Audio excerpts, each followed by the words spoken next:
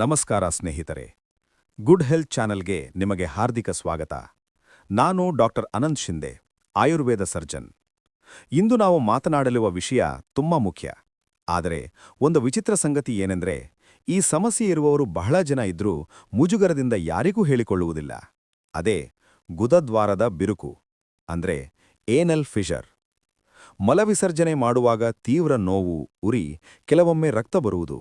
ಈ ಅನುಭವ ತುಂಬಾ ಕಷ್ಟಕರವಾಗಿರುತ್ತಾನೆ.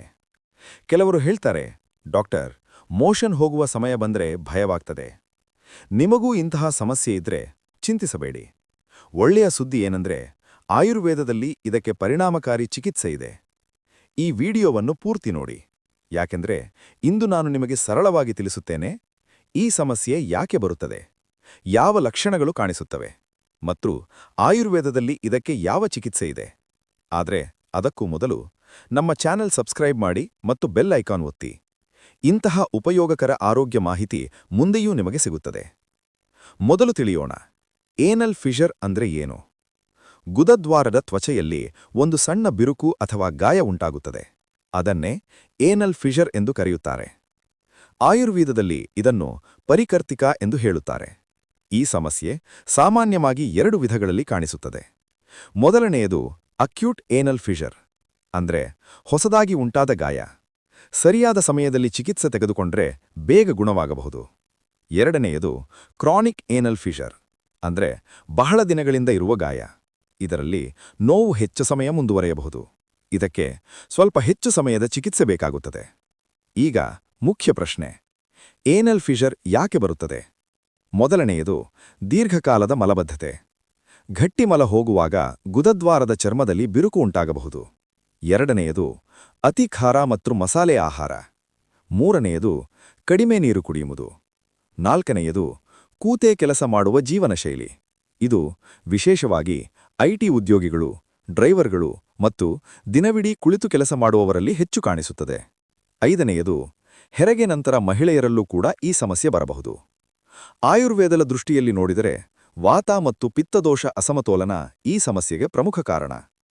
ಈಗ ತಿಳಿಯೋಣ, ಏನಲ್ ಫಿಷರ್ ಇದ್ದಾಗ ಯಾವ ಲಕ್ಷಣಗಳು ಕಾಣಿಸುತ್ತವೆ. ಮೊದಲನೆಯದು ಮಲವಿಸರ್ಜನೆ ಮಾಡುವಾಗ ತೀವ್ರ ನೋವು ಮತ್ತು ಉರಿ. ಕೆಲವರಿಗೆ ಆ ನೋವು ಮೋಷನ್ ಆದ ನಂತರವೂ 1 ಅಥವಾ 2 ಗಂಟೆ ಮುಂದುವರಿಯುತ್ತದೆ. ಎರಡನೆಯದು ಮಲದ ಮೇಲೆ ಸ್ವಲ್ಪ ಕೆಂಪು ರಕ್ತ ಕಾಣಬಹುದು. ಮೂರನೆಯದು ಗುದದ್ವಾರದ ಸ್ನಾಯುಗಳು ಬಿಗಿಯಾಗುವುದು. ಇದನ್ನು ಏನಲ್ ಸ್ಪ್ಯಾಸಮ್ ಎಂದು ಕರೆಯುತ್ತಾರೆ. ಐದನೆಯದು ಕ್ರಾನಿಕ್ ಫಿಷರ್ ಇದ್ರೆ ಗುದದ್ವಾರದ ಬಳಿ ಸಣ್ಣ ಗಡ್ಡೆ ಕಾಣಿಸಬಹುದು. ಈ ಲಕ್ಷಣಗಳು ನಿಮ್ಮಲ್ಲಿದ್ರೆ ನಾಚಿಕೆ ಬೇಡ. ಇದು ಸಾಮಾನ್ಯ ಸಮಸ್ಯೆ. ಸರಿಯಾದ ಸಮಯದಲ್ಲಿ ವೈದ್ಯರನ್ನು ಭೇಟಿ ಮಾಡಿದ್ರೆ ಸುಲಭವಾಗಿ ಗುಣವಾಗುತ್ತದೆ. ಈಗ ಮುಖ್ಯ ವಿಷಯಕ್ಕೆ ಬರೋಣ, ಆಯುರ್ವೇದ ಚಿಕಿತ್ಸೆ. ಆಯುರ್ವೇದದಲ್ಲಿ ಚಿಕಿತ್ಸೆ ಸಾಮಾನ್ಯವಾಗಿ 4 ಭಾಗಗಳಲ್ಲಿ ಮಾಡಲಾಗುತ್ತದೆ. 1 ಔಷಧಿ, 2 ಬಾಹ್ಯ ಚಿಕಿತ್ಸೆ, 3 ಕ್ಷರಚಿಕಿತ್ಸೆ, 4 ಆಹಾರ ಮತ್ತು ಜೀವನ ಶೈಲಿ ಬದಲಾವಣೆ. ಮೊದಲು ಔಷಧಿಗಳ ಬಗ್ಗೆ ತಿಳಿಯೋಣ. ತ್ರಿಫಲಾ ಚೂರ್ಣ. ರಾತ್ರಿ ಮಲಗುವ ಮೊದಲು ಬಿಸಿ ನೀರಿನೊಂದಿಗೆ ತೆಗೆದುಕೊಂಡ್ರೆ ಮಲ ಮೃದುವಾಗುತ್ತದೆ ಮತ್ತು ಮಲಬದ್ಧತೆ ಕಡಿಮೆಯಾಗುತ್ತದೆ. ಹರಿತಕಿ. ಇದು ವಾತದೋಷ ಸಮತೋಲನ ಮಾಡಿ ಕರುಳಿನ ಚಲನೆಯನ್ನು ಸುಧಾರಿಸುತ್ತದೆ. ಗಂಧರ್ವಹಸ್ತಾದಿ ಕಷಾಯ. ಮಲಬದ್ಧತೆ ನಿವಾರಣೆಗೆ ಉಪಯೋಗಕರ. ಅಭಯಾರಿಷ್ಟ. ಮಲ ಸುಲಭವಾಗಿ ಹೋಗಲು ಸಹಾಯ ಮಾಡುತ್ತದೆ. ಈಗ ಬಾಹ್ಯ ಚಿಕಿತ್ಸೆ ನೋಡೋಣ. ಜಾತ್ಯಾದಿ ತೈಲ. ಗುದದ್ವಾರದ ಬಳಿ ಸ್ವಲ್ಪ ಹಚ್ಚಿದರೆ ಗಾಯ ಬೇಗ ಗುಣವಾಗಲು ಸಹಾಯ ಮಾಡುತ್ತದೆ. ಸಿಡ್ಸ್ ಬಾತ್. ಬೆಚ್ಚಗಿನ ನೀರಿಗೆ ಸ್ವಲ್ಪ ಅರಿಶಿಣ ಹಾಕಿ ಸುಮಾರು 15 ನಿಮಿಷ ಕುಳಿತುಕೊಳ್ಳಿ. ಇದನ್ನು ದಿನಕ್ಕೆ 2 ಬಾರಿ ಮಾಡಬಹುದು. ಇದು ನೋವು ಮತ್ತು ಉರಿಯನ್ನು ಕಡಿಮೆ ಮಾಡುತ್ತದೆ. ಶುದ್ಧ ತೆಂಗಿನೆಣ್ಣೆ. ಇದನ್ನು ಹಚ್ಚಿದರೆ ಉರಿ ಕಡಿಮೆಯಾಗುತ್ತದೆ ಮತ್ತು ಗಾಯ ಗುಣವಾಗಲು ಸಹಾಯ ಮಾಡುತ್ತದೆ. ಇದಕ್ಕಿಂತಲೂ ಮುಖ್ಯವಾದದ್ದು ಆಹಾರ. ಫಿಷರ್ ಇರುವವರು ಹೆಚ್ಚು ನೀರು ಕುಡಿಯಬೇಕು. ದಿನಕ್ಕೆ ಕನಿಷ್ಠ 8ರಿಂದ 10 ಗ್ಲಾಸ್ ನೀರು ಕುಡಿಯಿರಿ. ಹಣ್ಣುಗಳಲ್ಲಿ ಪಪ್ಪಾಯಿ, ಬಾಳೆಹಣ್ಣು, ದ್ರಾಕ್ಷಿ ತುಂಬ ಒಳ್ಳೆಯದು. ತರಕಾರಿಗಳಲ್ಲಿ ಸೌತೆಕಾಯಿ ಮತ್ತು ಕ್ಯಾರೆಟ್ ತಿನ್ನಬಹುದು. ಪ್ರತಿದಿನ 1 ಲೋಟ ಮಜ್ಜಿಗೆ ಕುಡಿಯಿರಿ. ರಾಗಿ, ಗೋಧಿ, ರೊಟ್ಟಿ ಇವು ನಾರಿನ ಆಹಾರ. ಇವು ಮಲಬದ್ಧತೆ ಕಡಿಮೆ ಮಾಡುತ್ತವೆ. ಇನ್ನು ಬಿಡಬೇಕಾದ ಆಹಾರಗಳು: ಅತಿ ಖಾರ ಮತ್ತು ಮಸಾಲೆ ಆಹಾರ ಕಡಿಮೆ ಮಾಡಿ. ಮೈದಾ ಪದಾರ್ಥಗಳು ಕಡಿಮೆ ಮಾಡಿ. ಹೆಚ್ಚು ಚಹಾ ಮತ್ತು ಕಾಫಿ ಕುಡಿಯಬೇಡಿ. ಮದ್ಯಪಾನ ಮತ್ತು ಧೂಮಪಾನ ಸಂಪೂರ್ಣ ನಿಲ್ಲಿಸಿ.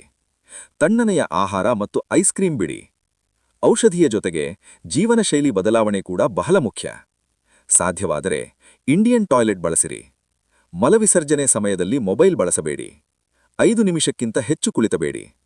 ಪ್ರತಿದಿನ ಕನಿಷ್ಠ 30 ನಿಮಿಷ ನಡೆಯಿರಿ. ಯೋಗದಲ್ಲಿ ಪವನಮುಕ್ತಾಸನ, ಮಲಾಸನ, ಬಾಲಾಸನ ತುಂಬ ಉಪಯೋಗಕರ. ಮತ್ತು ಇನ್ನೊಂದು ಮುಖ್ಯ ವಿಷಯ, ಒತ್ತಡ ಕಡಿಮೆ ಮಾಡಿ. ಸ್ಟ್ರೆಸ್ ಹೆಚ್ಚಾದರೆ ವಾತದೋಷ ಹೆಚ್ಚಾಗಿ ಸಮಸ್ಯೆ ಹೆಚ್ಚಾಗಬಹುದು.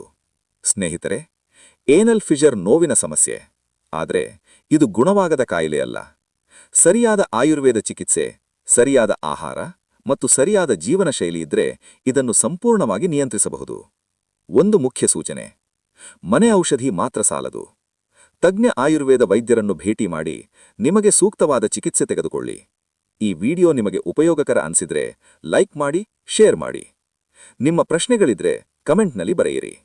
ನಾನು ಡಾಕ್ಟರ್ ಅನಂತ್ ನಿಮ್ಮ ಪ್ರಶ್ನೆಗಳಿಗೆ ಉತ್ತರಿಸುತ್ತೇನೆ. ಗುಡ್ ಹೆಲ್ತ್ ಚಾನೆಲ್ ಸಬ್ಸ್ಕ್ರೈಬ್ ಮಾಡಿ ಮತ್ತು ಬೆಲ್ ಐಕಾನ್ ಒತ್ತಿ. ಇನ್ನಷ್ಟು ಆಯುರ್ವೇದ ಆರೋಗ್ಯ ಮಾಹಿತಿಗಾಗಿ ನಮ್ಮ ಜೊತೆ ಇರಿ. ಧನ್ಯವಾದಗಳು. ನಮಸ್ಕಾರ.